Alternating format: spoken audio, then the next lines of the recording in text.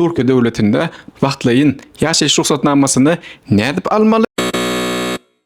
Bize bu yılki studentlarimizdan en köp sorulan soruları bu videoda jemledim. Näme merak etýäňizmi?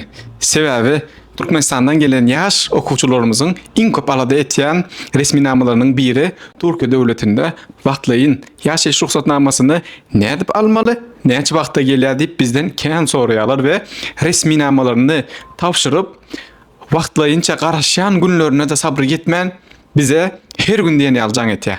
Gadrdan mehriban yaşlar, ene atalar. Araňyzda köpiňiz bilýäňiz ya da agalaryňyz, innileriniz, deň duşlaryňyz, goňşularyňyz Türkiye devletinde ýaşaýandyr eýäm. Ya da sizem olaryň ýanyna gelen bolmaklaryňyz mümkin. Eýäm bir näçäňiz Türkiye devletinde bu şertleri bilýänligiňiz üçin menem ýatlatmak üçin bu videonu sizin üçin taýynadym. Sebäbi ilim we bilimiň adresi Alazim danışmanlık size ınamlı şekilde işlemlerinizin doğru ve dürüst ilerlemesi için alada etkenliğini yattan çıkarma. Alazim danışmanlık size bu pedalı maglumatlarını vermek için hiç kaçan yaltanmayar. Mehriban deň duşlarym, gadrdan yaşlar, mehriban enatalar. Türkiye devletine yakınlarınız gelen bolsa, kimlik resminamalaryňyzy, okuw resminamalaryňyzy tamamladıktan sonra Göç idarası tarafından sizin garaşmalı günüňiziň 90 gün boldugyny ýatlatýar we siz çekinmäň. Türkiye devletine täze gelip barmak izine giden wagtyňyz migrasiýa gullugundan bunu sorap bilersiňiz. Meniň kimligim haçan çykar diýip. 1. 2 etmeli zadyňyz.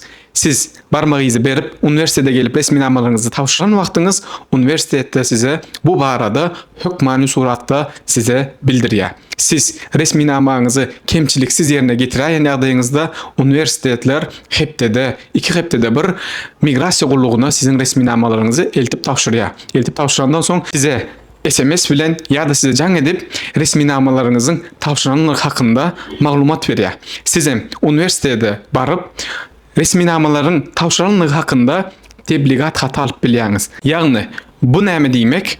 Tebligat belgesi sizin hakikattan da migrasiýa gulluguna resmi taýdan dokumentlaryňyzy kabul edilenligi hakynda bir resminama. Sizin vizaňyzyň wagty geçenen bolsa ýolda ýüzde ya da gideniňizde geleniňizde sizi biri duruzaýan ýagdaýynda da ol resminama bilen siz arkaýyn daşarda gezip bilýändirsiňiz. Şuňa meňzeş peýdaly maglumatlar almak isteseňiz Alazim danışmanlygyna agza bolmaň ýatdan çykarmaň we öz isleýän maglumatlaryňyzy bize tesbir galdyryň. Biz size hükmani suratda ilim ve bilimin adresi Alazim danışmanlıktan Avukat Murat Permanow olarak size kaliteli bir şekilde hizmet vermene devam edelim.